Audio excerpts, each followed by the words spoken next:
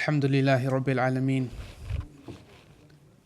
الحمد لله حمدا كثيرا طيبا مباركا فيه كما يحب ربنا وترضى.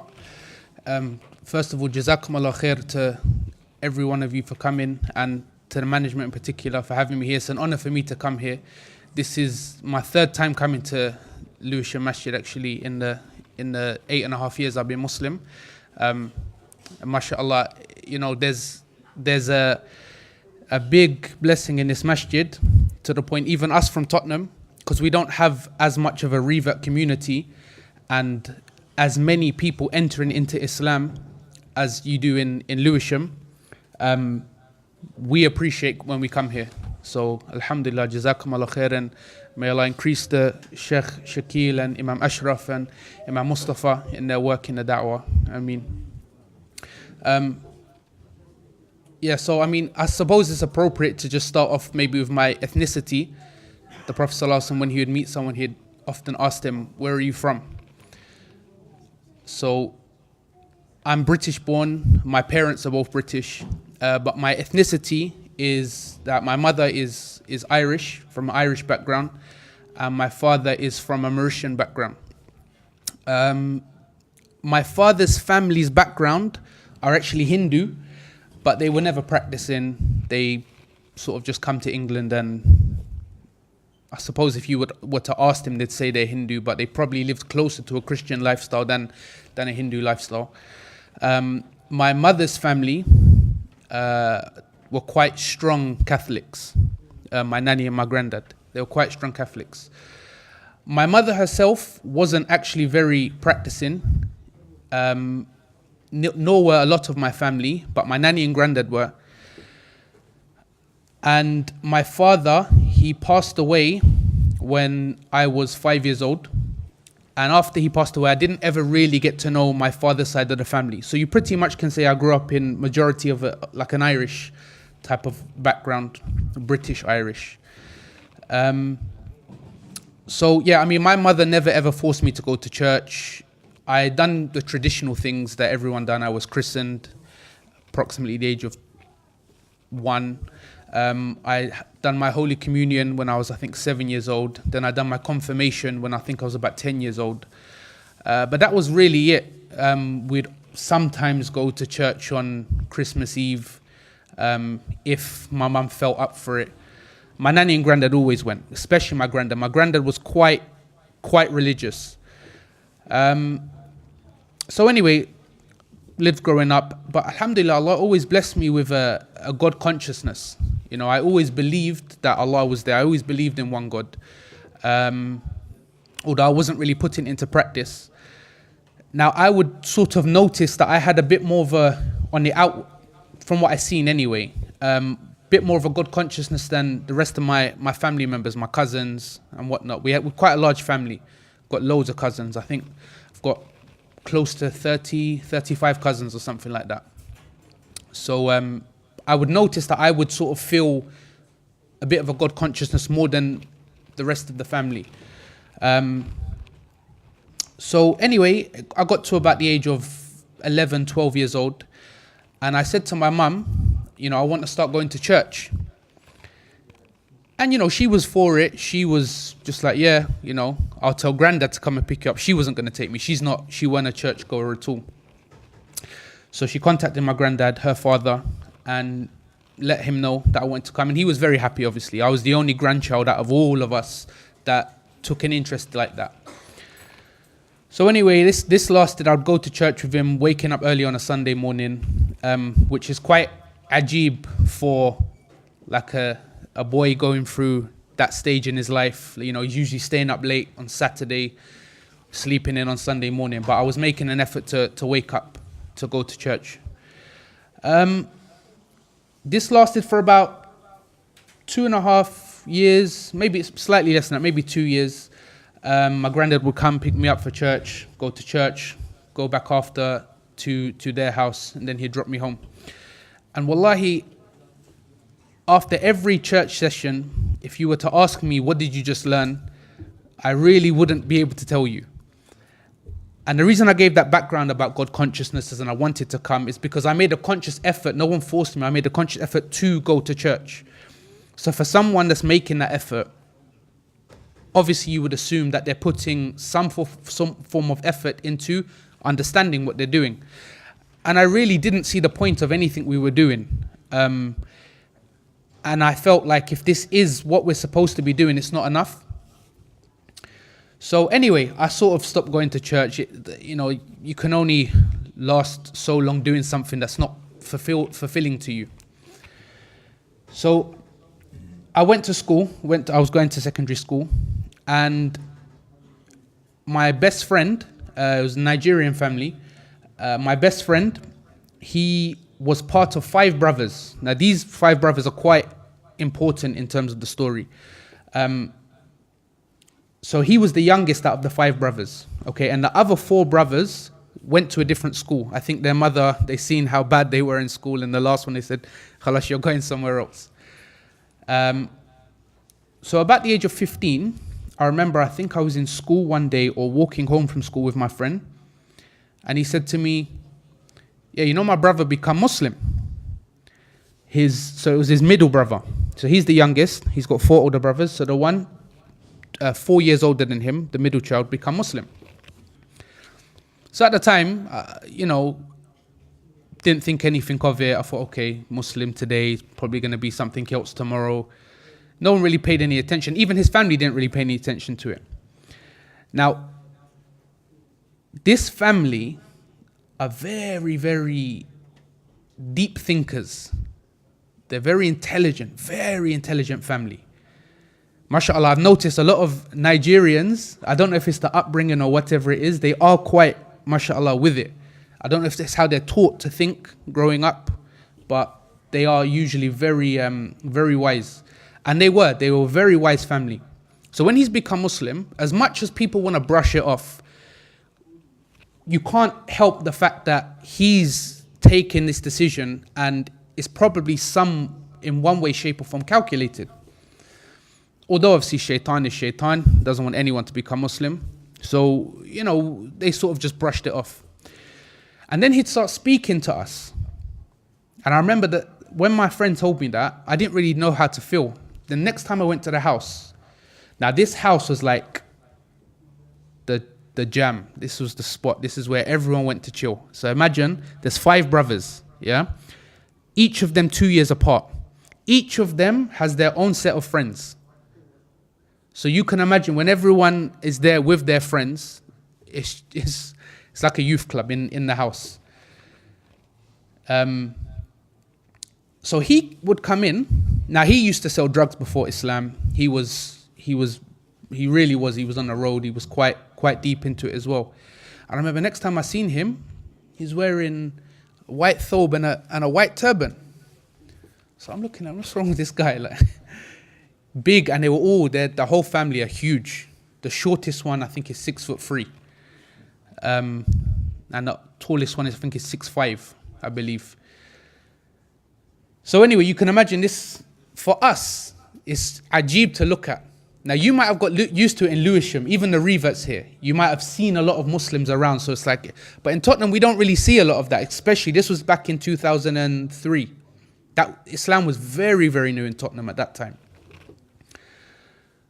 So I actually started thinking, this guy has actually gone crazy.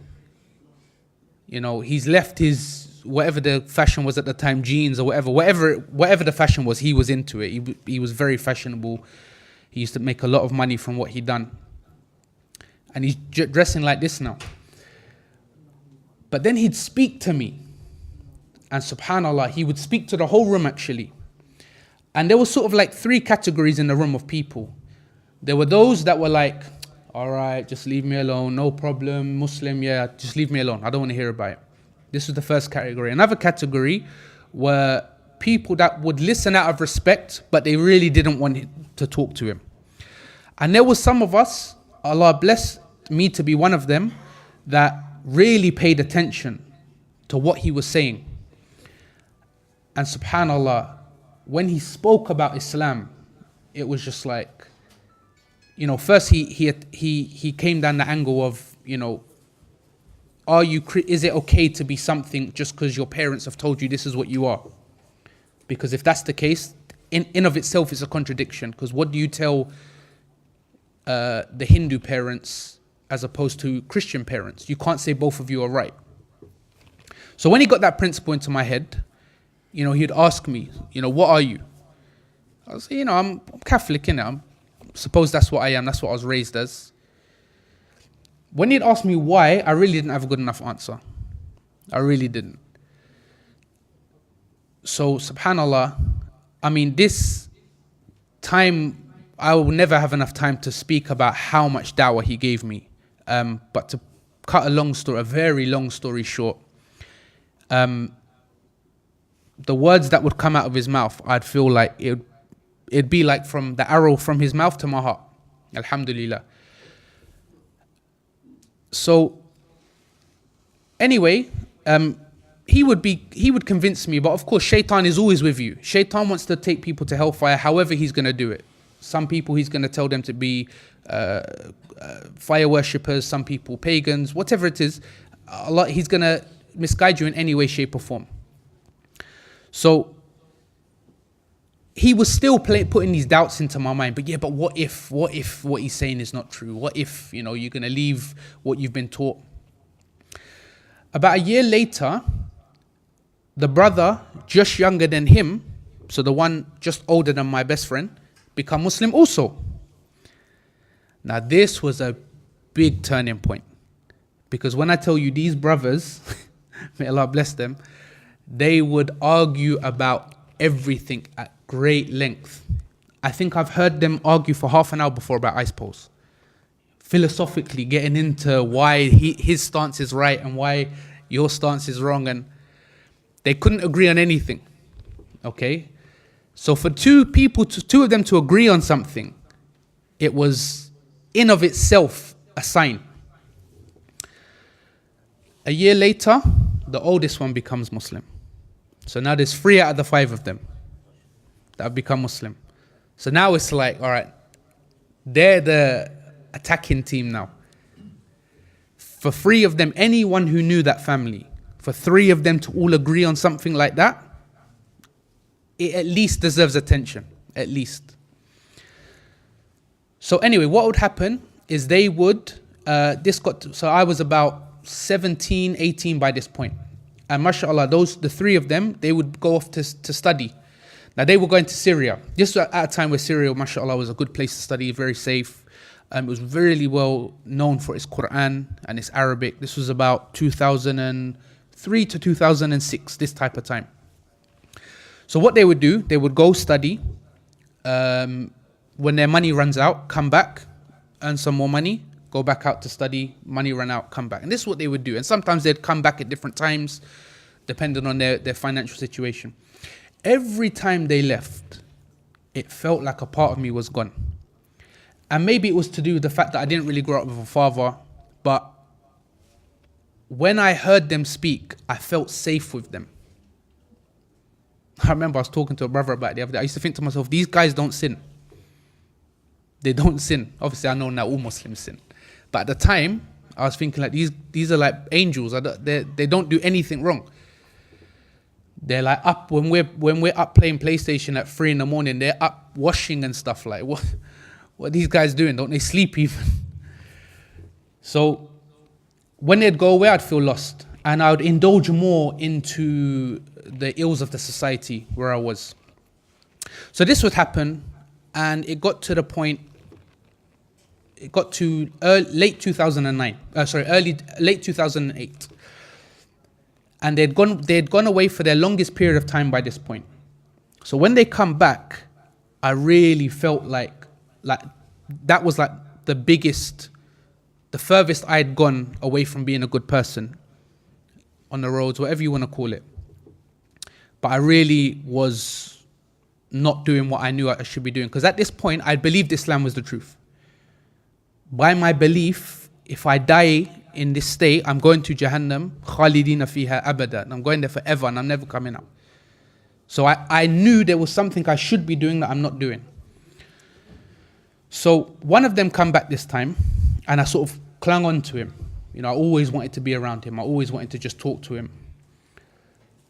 And mashallah, he would talk to me about, you know, guidance.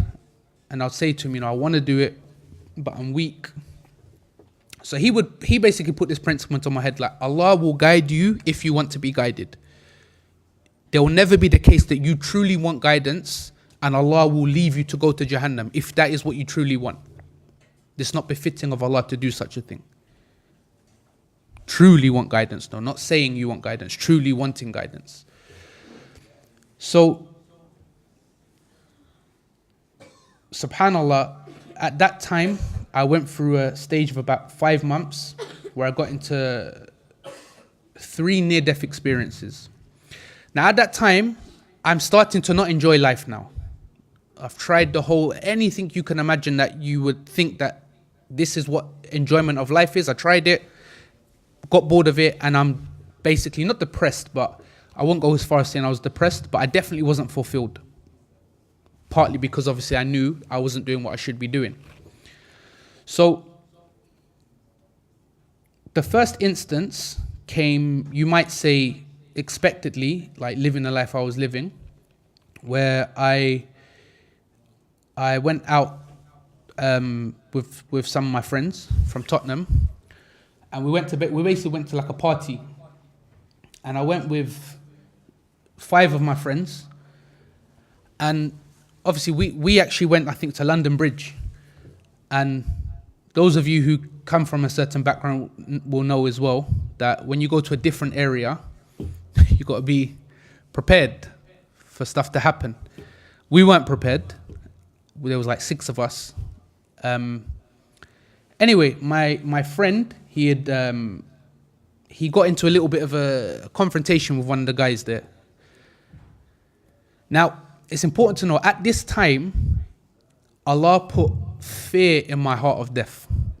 Before this, and alhamdulillah, like, Allah has blessed me to never be fearful of men, alhamdulillah. I was never someone who was afraid of people or anything like that. But at this time, I feared death because I feared Jahannam. And I knew my death in this state equals Jahannam for me. So I feared death. So anyway, he gets into a bit of confrontation and I'm just like, oh my God. I'm not scared of the guys. I'm scared of what's going to happen. I'm thinking this is the night Allah's going to take my life because I haven't been doing what I should be doing.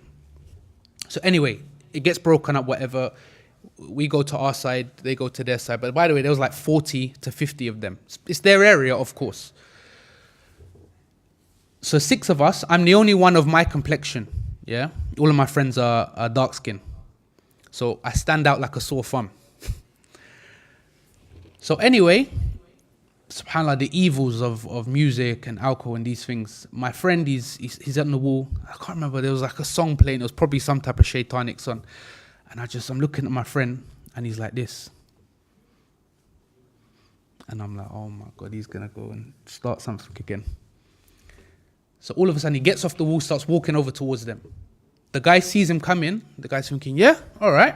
He comes over, all of them come over. A big fight breaks out. Now remember I said I stick out like a sore thumb, obviously, because of the color of my skin. The bouncers, they've done a great job. They split up everyone. I don't know how they managed to split up everyone, but they put all of my friends outside and they closed the door, stood by the door, and I was inside with 40 of them. And like I said, there's no mistaking me because of my skin color.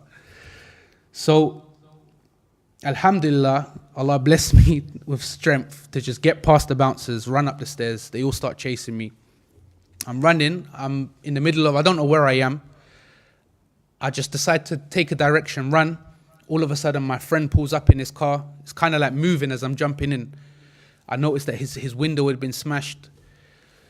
And then we drove off. So anyway, I went back and I was really pondering over that situation. Like, subhanAllah, like my name before I was Muslim was KJ. Like, Allah really nearly took your life there. How many chances do you want? Anyway, life continues. Second incident, my best friend, who's actually the youngest brother of the 3 who become Muslim, he got into a conversation with someone. So basically, my friend ended up beating up a guy. Didn't get sorted there. Phone calls were made. Right, we're gonna meet at this place. We're gonna sort it out. Whatever. So my friends phoned me like, yeah, we're going to link them. And these times I'm shook, not of people, of death. So I'm just sort of like, yeah, a bit under the weather, you know. It's not really. So anyway, I couldn't really get out of it. Obviously, having a cough isn't a reason not to go for beef. So they come and got me. We went. So as we got there, as we pulled into IKEA car park, and as we drove in, we've got like one middleman. He's actually like a famous rapper. I'd rather not mention his name, but so he's sort of in the middle. He knows both parties, and he's saying to us like, don't worry about bringing anything. Just come, you lot, just come. No one can touch you, whatever. So we go. As we pull in, we didn't notice as we were pulling in until we got into the entrance of the car park and turned the car around that there was about 9 cars waiting for us. All of them packed with people.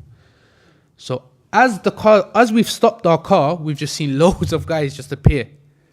There was, I don't know how many of them. There must have been, there's more than 20. So I'm fronting, I'm trying to pretend like I'm not scared as a defense tactic.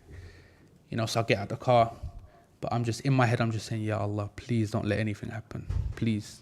Because this is my thought process at these times. When I'm getting into these situations, I'm thinking about Jahannam. I'm just thinking, Ya Allah, please get me out of this. I promise I'm going to become Muslim. You save me this time, I'm going to become Muslim.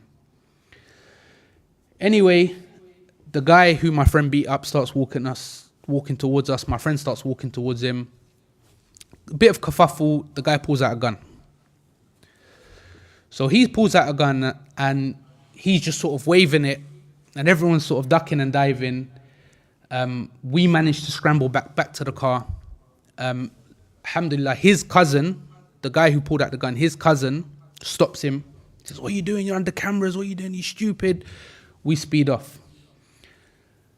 So again, what's going on in my mind is Allah just saved me again.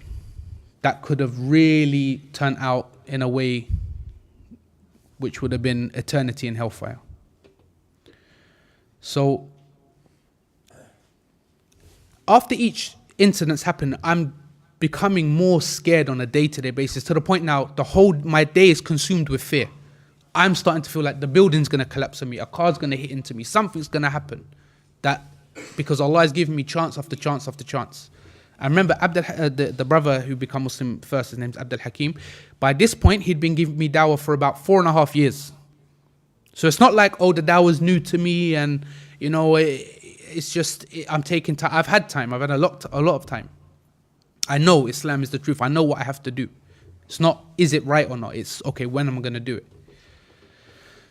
So now the third and final instance was something that maybe could happen to anyone. And this is when I really, more than any time, thought like that is directly a message from Allah. So we're walking, me and my friend, we were walking down the road one day. And alhamdulillah, by this point, I was becoming consciously aware of my behavior. Because I remember one of them said to me, Allah will guide those who wants to be guided. So try to cut out little sins here and there, little things that you know that Allah won't like lying, cheating, all of these types of things. Try and cut them out. And inshallah, this will act as a means of guidance for you. So I was doing that. I stopped eating pork. I consciously made a real big effort to not lie. Even if I knew it was going to put me in a bad situation, still would tell the truth. Trying to be polite. I'm trying to change my character. So one of the problems I had before Islam was that I used to occasionally gamble. Now I'd stopped gambling. Alhamdulillah, I'd stopped gambling. So anyway, I was walking past a Labrooks, me and my friend. This was Friday afternoon. So as we're walking past, he says to me, bro, can we go in and flip? So I'm like, no. He doesn't understand why I'm saying no. He doesn't understand where my head is. But I'm like, no. Let's carry on doing what we're doing. So now this Labrox is like on a corner, yeah? Now we're crossing the road. Now the way this road is basically there's a junction going that way, cars going that way, and then there's 2 lanes of cars going this way, all right? In the middle of these 2 lanes is an island, because in the cars that are going this way, one set of cars is turning right and one's going straight. So we get to the first island. So there's 2 islands now. We get to the first island. Then we go to the second island. Now when we're in the second island, I believe now it's from Allah. It might have been from Shaitan and his plan was weak, or it might have been from Allah. But something said to me, no, just go back. Just fling a couple coins in the machine and see what you can make. So I said to him, bro, let's go. So now, as I've said that, I've said it and I've turned as I've said it. All right, so the cars, they're coming this way, yeah? So there's 1 lane of cars going this way, 1 lane of cars going this way. I'm in the middle on the island. So as I've said it, I've turned that way. So as I've turned, he shouted, KJ! And I've jumped back, and the car that was coming down here speeding to get through to turn right, has gone straight past me. Literally, I'm talking centimeters. So I jumped back, and then I could feel all the blood had gone from my face. It became even whiter. So anyway, I was just like, I was in complete shock because of everything that had happened leading up to this point. I'm talking from I first started getting da'wah. That's how my mind is. So I said to my friend, Nana, I don't want to go anymore. So as we're walking, he's in shock at how close that was for me.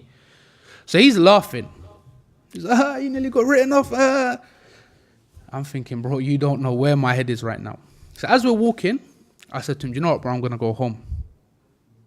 So he's like, why are you busting out? You going to go home? It's like Friday afternoon. This is like when the weekend gets started. I said, bro, I'm going home. If anything, I'll phone you later, sort of thing. Because he really didn't understand what my head was. I went home and I called Hamza, the oldest brother. He was the one that was back.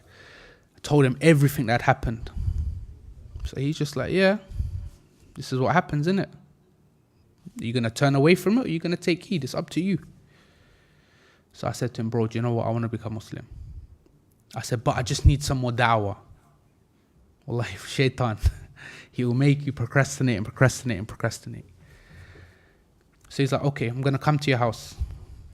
Comes to my house. We arranged for him to meet up with me on a Sunday evening. So Sunday comes, the Saturday, the next day. Saturday comes, and I didn't call him, he didn't call me. Now, as a Muslim, I know now what he's doing. He's trying to play don't want to be too forceful, but don't want to be too lax. You got to find that balance.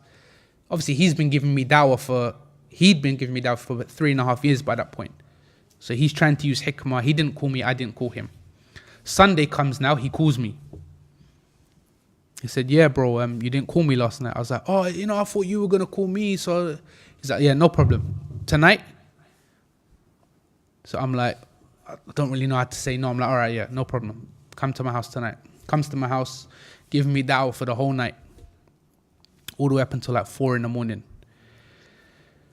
So it gets to a point, it's so late, he's tired. I drop him home. So I'm like to him, yeah, same again tomorrow, yeah? He's like, yeah, no problem. Next day comes now. So this is Monday. So he says to me, Abdul Hakim's going to come tonight, which is the one who become Muslim first. And the reason his name is Abdul Hakim, because Allah has blessed him with wisdom. Really, Allah has really blessed him with wisdom. The brothers who gave him his Shahadah, just by his way of speaking to them before Islam, as soon as he became Muslim, they said, your name's Abdul Hakim. You're the slave of the Most Wise. So he comes, Abdul Hakim comes. Now, subhanAllah, he had just come back from Syria, just come back from studying, just getting back into life in UK. And he was working like a really run-down job. He was doing like an apprenticeship in a uncle's mechanics. The uncle was paying him, I think something very silly. It was less than £50 a week or something like that. And it was like a full day's work, from 8 in the morning all the way until the evening. So he comes again, giving me da'wah for the whole night. Gets to 4 in the morning. The brother Abdul Hakim is nearly falling asleep, subhanAllah. So I say, I'm going to drop you home. I'm not becoming Muslim. I'm delaying. Anyway, I drop him home. So I get home with him. I say to him, same again tomorrow, yeah? He's like, as you like, no problem. This is what I'm here for. This is my duty. Wallahi, may Allah bless those brothers, subhanAllah. So the next day comes now, and I felt very guilty for what I'd done to him the night before, because I know he'd gone the whole night without sleep. Then he's got to go to work early in the morning. He's going to work the whole night. Then he's going to come back to my house in the evening. And I'm basically not becoming Muslim. So I felt guilty, like I'm wasting his time. So when I went to pick him up after work on the Tuesday, by this point, he says to me, I said to him, bro, I'm going to become Muslim tonight. So he's just like, inshallah. Comes to my house, give me da'wah, the whole night. Everything he's saying, I know already. I know everything. Just making excuses in front of Allah. Comes time to drop him home again. So jump in my car, driving him home. As we're driving home, I say to him, I look at him like, yeah, same again tomorrow, yeah? And he didn't answer. I remember his name's Abdul Hakim for a reason. And there's a reason Hamza sent him. So he didn't say anything. So as we were approaching to near his home, he says, stop at the shop. Stop at a shop. So he gets out. Then he just puts his head in the car and he just says to me in such a nonchalant way, I thought you were going to become Muslim today. And then he just shuts the door. That is when I really felt like I met Shaitan. My heart was just going dum, dum, dum, dum, dum, dum, dum. No, don't listen to him. He's trying it with you. You need another night to find out. So he gets back in the car. So we start driving towards his house now.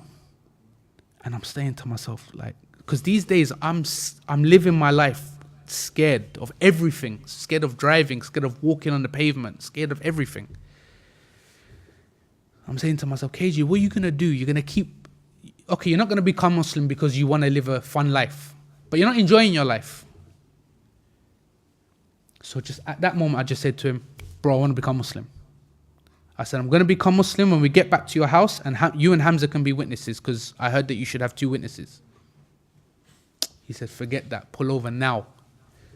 He's obviously seen me for the past 4.5 years on, off. I'm going to do it. I'm not going to do it. He's like, forget Hamza. Forget 2 witnesses. Don't worry about that.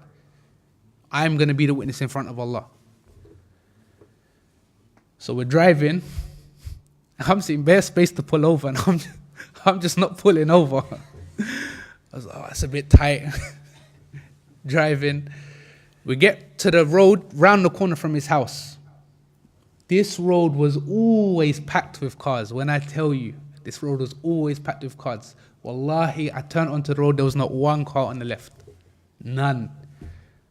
I could do a 360 into the space. There was no way I had any more excuses. So I pull over. Now it's dark. I just see Abdul Hakim's teeth. He's just smiling at me out the corner of my eye. And he's like, look, just calm down. You believe that Allah is one, and you believe Muhammad is a messenger of Allah, right? I said, yeah, I believe that. He said, so we're going to say that in Arabic. I said, okay. So he went through it. Ashhadu. I said, Ashhadu an la ilaha, all the way to the end. Alhamdulillah, I became Muslim. And then straight away, I hear stories of different reverts about what happened with them. And I usually hear a very common theme, which is that when they become Muslim, I feel like chains drop from me. I felt this light in my chest. I didn't feel that.